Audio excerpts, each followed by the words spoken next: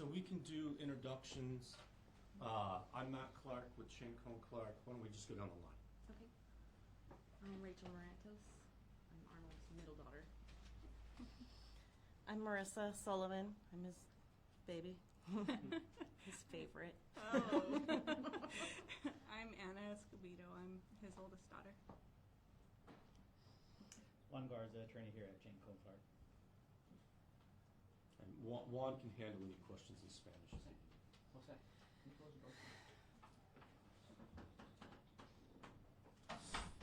So we can just do a quick introduction. You know, we're obviously here today. I think everybody knows why. There was a tragic event at the Christmas Parade last Thursday. A man by the name of Alan Booth was driving a pickup truck, a white pickup truck. When it appears, based on some witness statements, he was frustrated. He had been blocked in an alleyway and couldn't get out, apparently, and decided that he would take matters into his own hands, back out at a high speed, ended up on the sidewalk on the other side of the street, and seriously injured 3 people. I don't know that the full extent of these injuries have been reported. The family is here today. They can comment on the extent of Arnold Rios' injuries, but these are life-changing, potentially could have been life-ending type of injuries. My office filed suit against Alan Booth yesterday.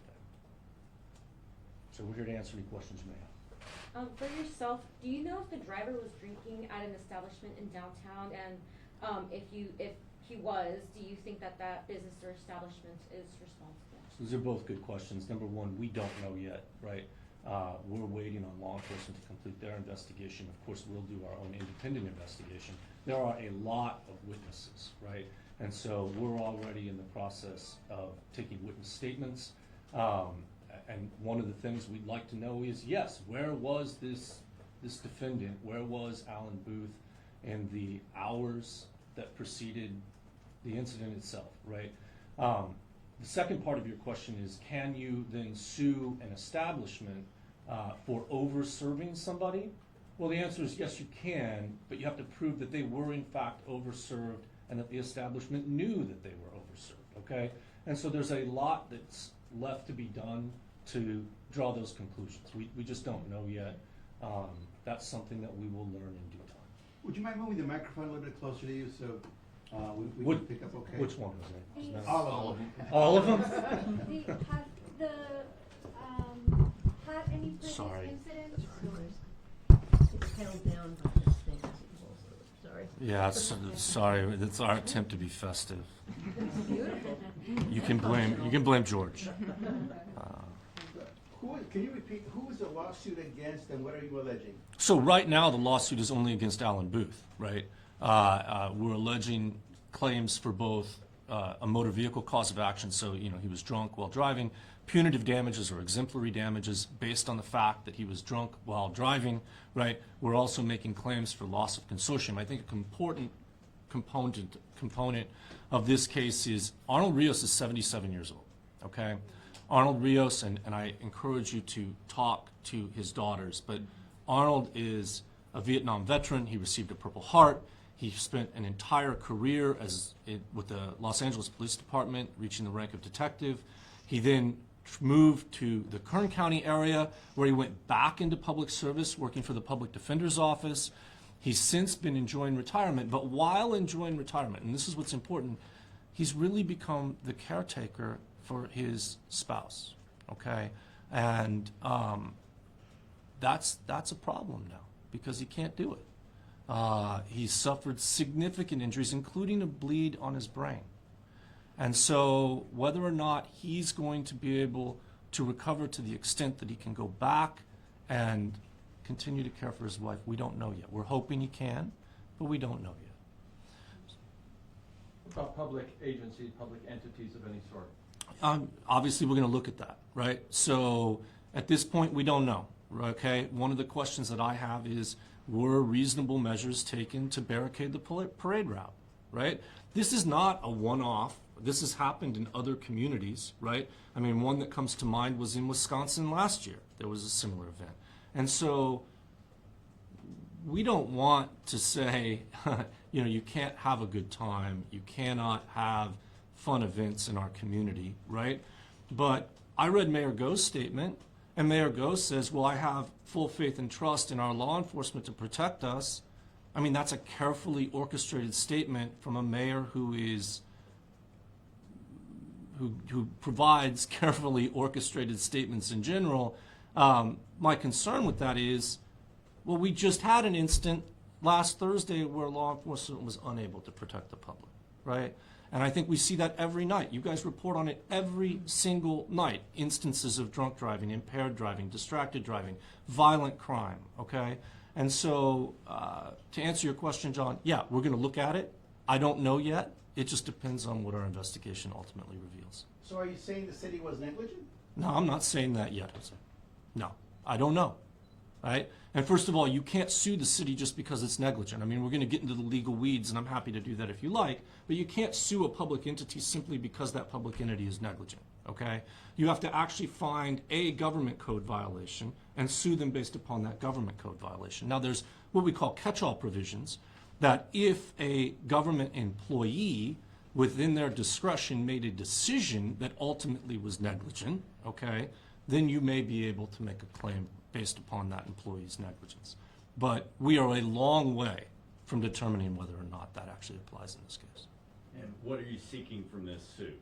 Well, right now, we're seeking monetary damages from Alan Booth, including punitive damages, damages to punish him, right, to make sure this doesn't happen again. And I think we all forget sometimes that we have two justice systems, right? We have a civil justice system and a criminal justice system. Within the criminal justice system, I fully expect our district attorney to prosecute Alan Booth to the fullest extent of the law and seek whatever maximum sentence that the district attorney's office can seek, okay? That's good. It gets him off the road, but that does nothing to help with medical bills, expenses, the types of things that a family is faced with after suffering a tragedy like this. And so the only way to recover for something like that is by way of a civil lawsuit. Now, Mike, there's you a lot also- of word. Go ahead. There's a lot of word around town saying that Booth was a frequent drunk, and that's just from what I've seen throughout social media. Could that also play a part into this as well? Well, first of all, I deal in facts, not words around town, okay? And so we need to know with some degree of certainty that there's truth to that. I don't know, right? I don't know Alan Booth. Will that be looked into? Of course it will, right? Now, whether or not he had a history of drinking to excess, right? Whether or not that has an impact on this case, frankly, it doesn't, right? If you're out drinking, it doesn't matter if it's the very first time you're drinking or the 100th time you're drinking. If you're out drinking and you're impaired and you get behind the wheel of a vehicle and you cause an accident or you injure somebody, you should be prosecuted the same. I'd like to follow up on that. Will you be looking into the establishment where he was drinking and possibly going to suing those establishments for over-serving him? Well, you just said it. You have to prove that the establishment overserved and knew that they were overserving him, okay? It's very difficult to prove. It's one of the things we'll look at. I just don't know yet. I don't know factually if he was drinking at a downtown establishment or not. You know, that's all things that are left to be discovered. And by the way, things that we can discover after filing a civil lawsuit and having the power of the court to send subpoenas and other discovery requests. There's been rumors, obviously, that people saw Booth before he was able to get into his vehicle, that he was drunk, and reported it to police. Is this something that you guys are investigating as well, and have you seen these reports as well? Yep, absolutely. We've seen the reports. We've heard that from multiple people. We've heard that he was looking for a way to get out of the alley as early as 4:30 the afternoon of the parade. We do understand that there may have been a law enforcement contact. We don't have that confirmed. You know, I would ask that the Bakersfield Police Department review that, and I would ask them that if, in fact, there was a contact with him, and it was known that you've got an inebriated man trying to leave an area right near the parade in a vehicle, that if, in fact, they knew that and they still allowed him to leave without arresting him first, that there be some investigation as to why that occurred. If police did try to look for him but just were unable to find him before he had gotten to his vehicle, would that still be considered negligence on the city's part? No, that would not be, right. one of the things I asked the Bakersfield Police Department is if a field sobriety test was taken at the time of the arrest. They said no. Is that something that can also impact the case as well?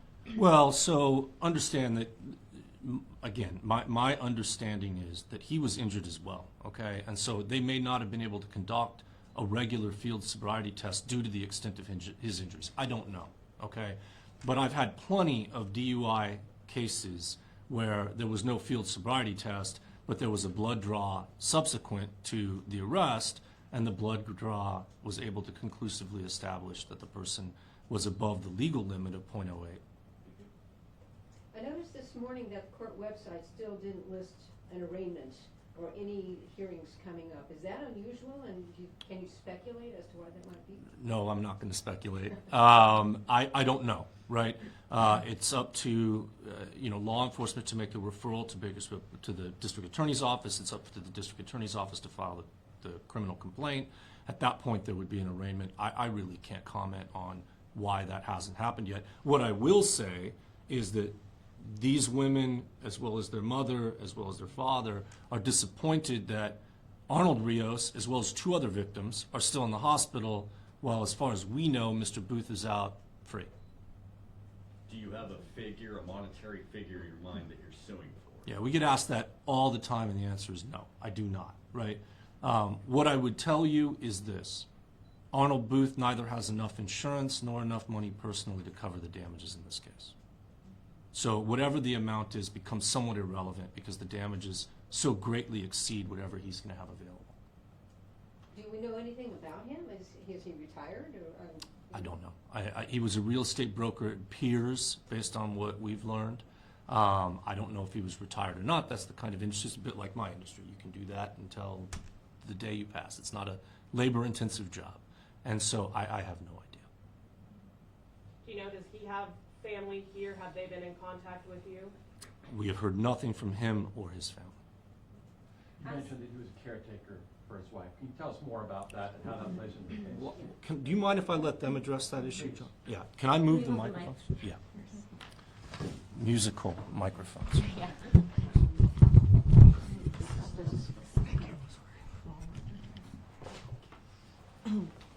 What was the question? Just how? Caretaker, Right. and what is the condition of I guess, your mother, and how does that play into this case?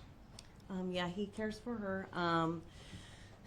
She has some memory issues. We're not going to go into detail about the condition, but he does care for her.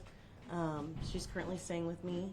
She cannot be left alone. He just took very good care of her, and they lived in Tehachapi, and so she can't be staying in Tehachapi.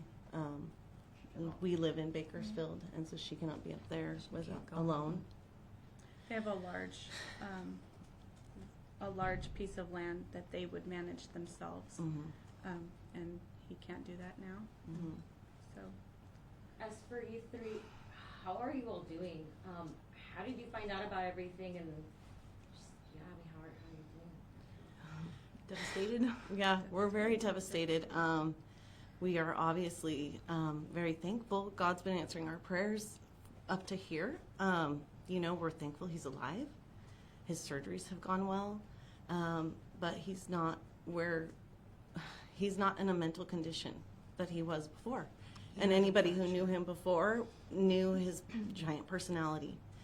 And we're just praying that comes back. Has he been able to make any kind of contact, or has he had any kind of understanding of what's going on? Yes, he comes and goes. Have you been able to talk to him at all? Have you been able to communicate with him? And if so, what did you tell him, and what's been his response? We talk with him, just try to see, how oriented he is. Occasionally he can remember what happened. Our dad really is such a fighter, and it's been kind of off and on. Some days are better than others. Since the accident, he has been able to recall what happened, and he's slowly recovering. He had a fracture in his skull, and his brain was bleeding.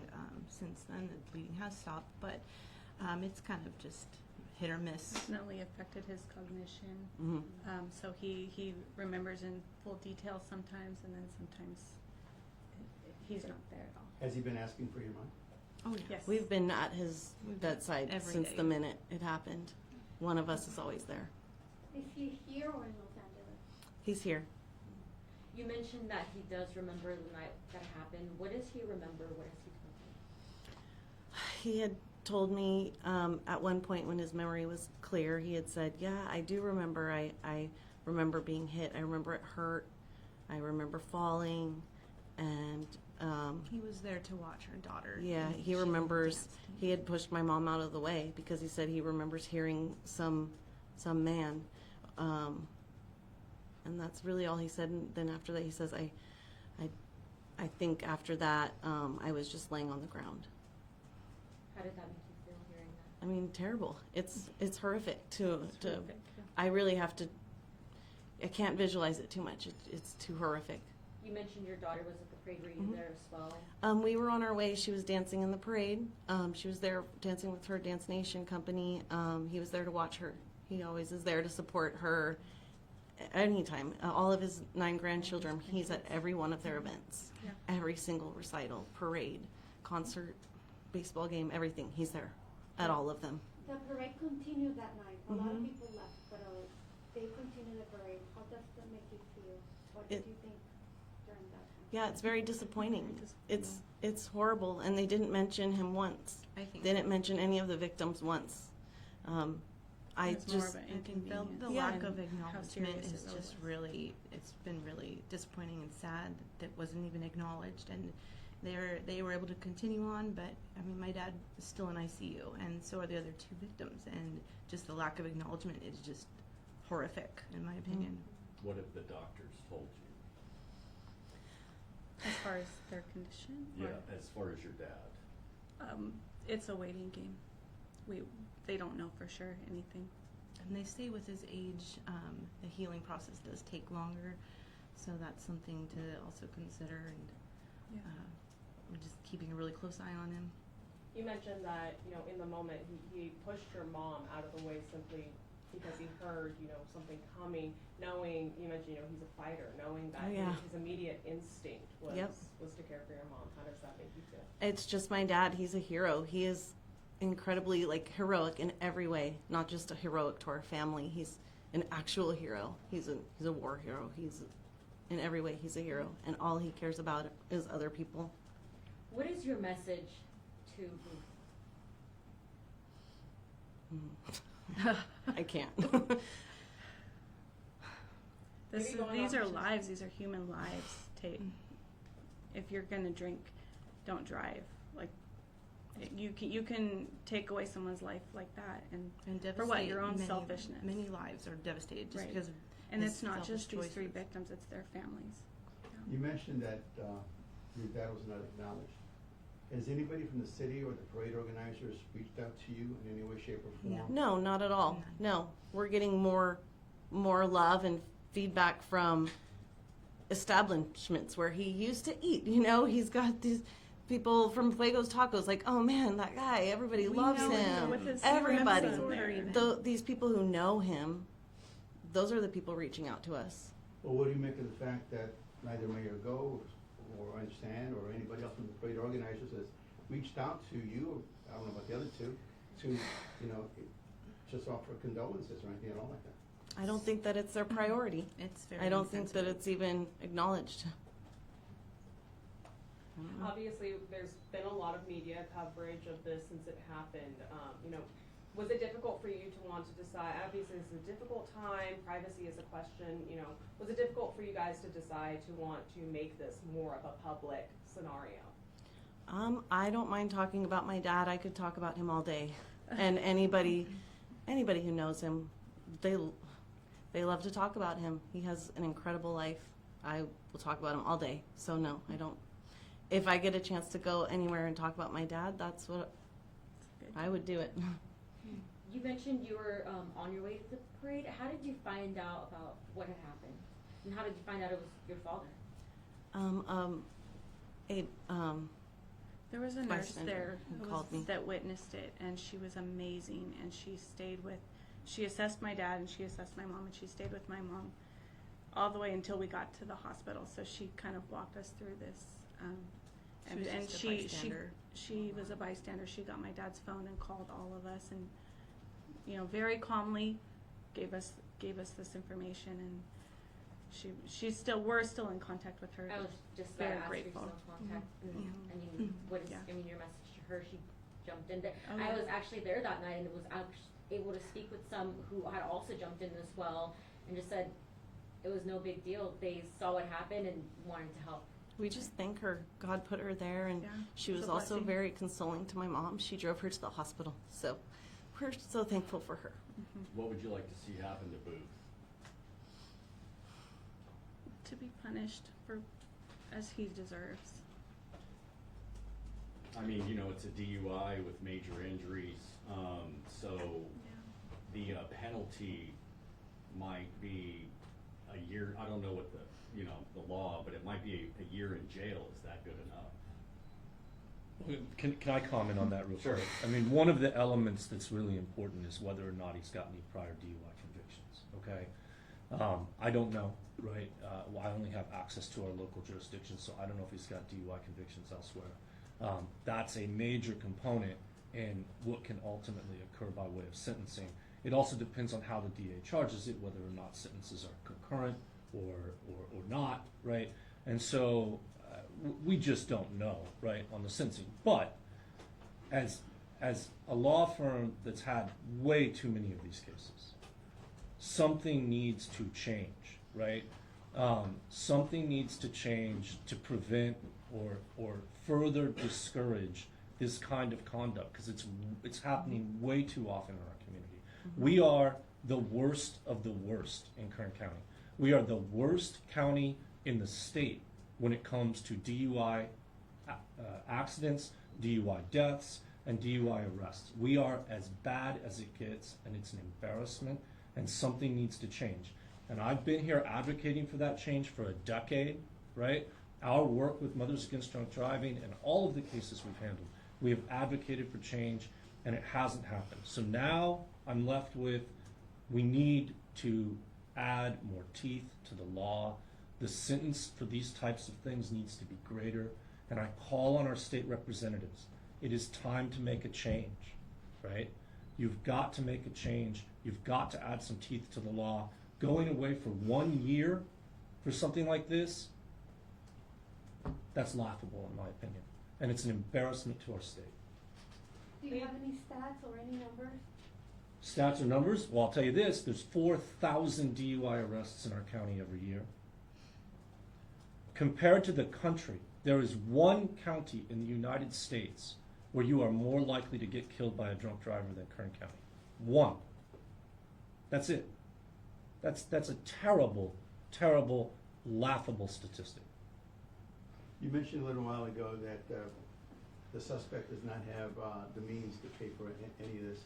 That being the case, what do you hope to accomplish by suing him monetarily? Well, making sure that he feels the pain of what he's done, number one, right? If he were to go to prison and get out in his lifetime, I want to make sure that there's a punitive damages judgment that hangs over his head the rest of his life, all right?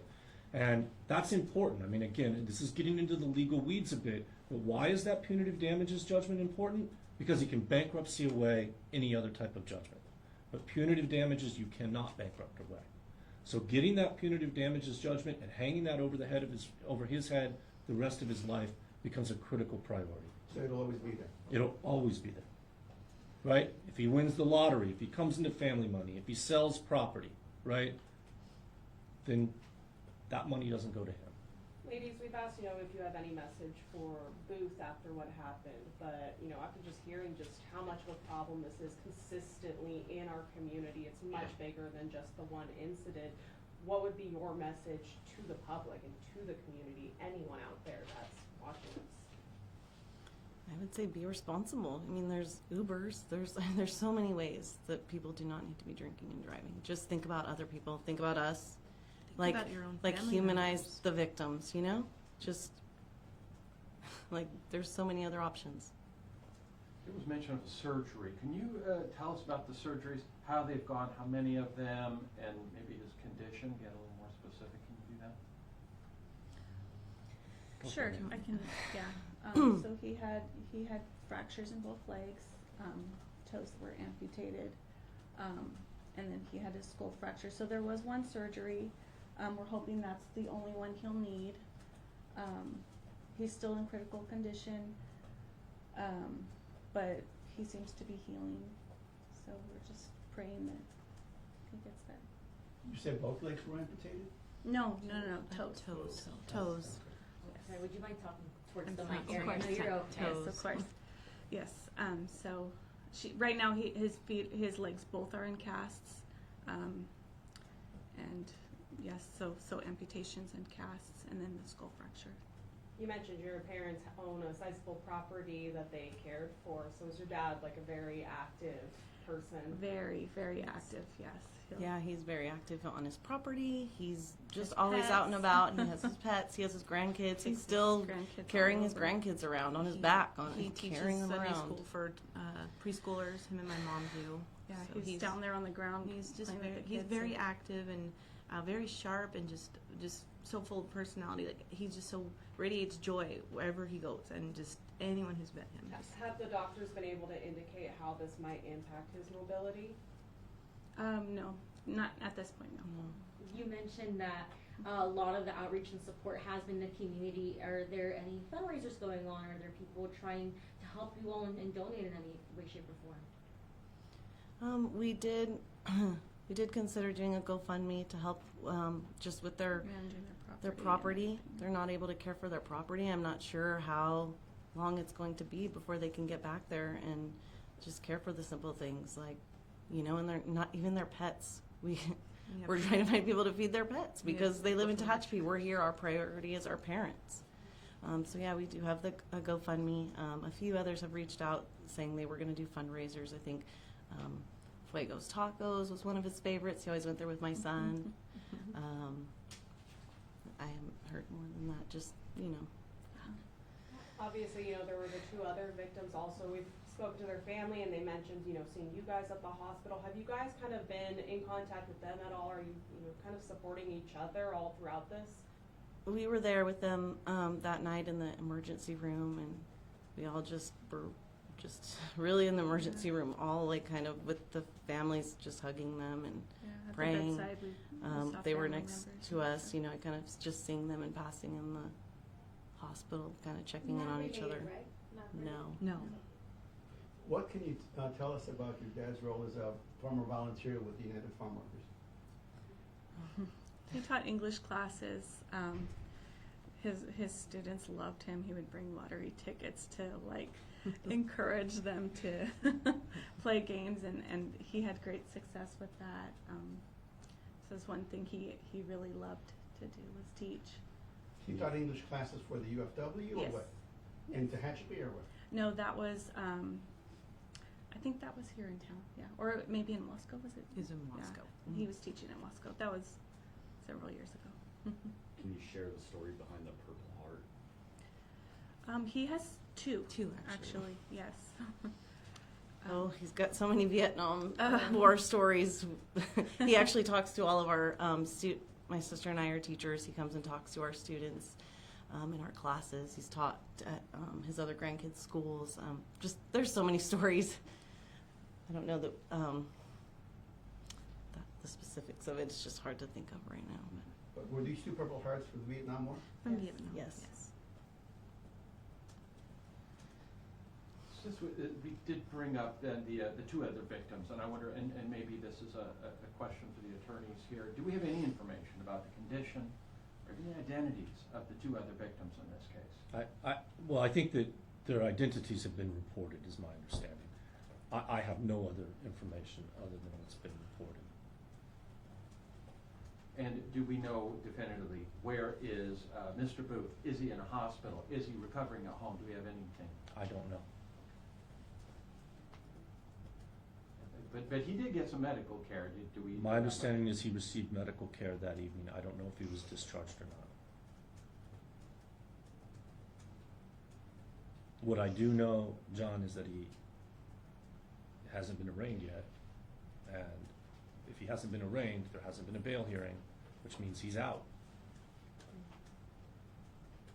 He's not necessarily out of the hospital, but out of custody. Correct, out of custody. Right. He is not, to my knowledge, as of the start of this conference this morning, he was not in custody. Would an apology from Booth make any difference? No.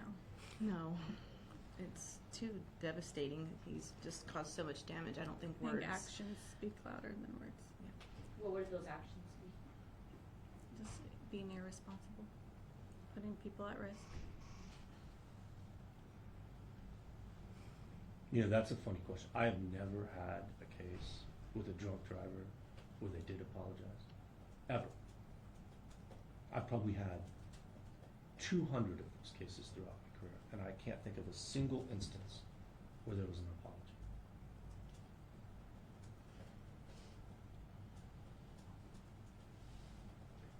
Can we talk to Juan in español? Yeah, well, Okay. thank you all.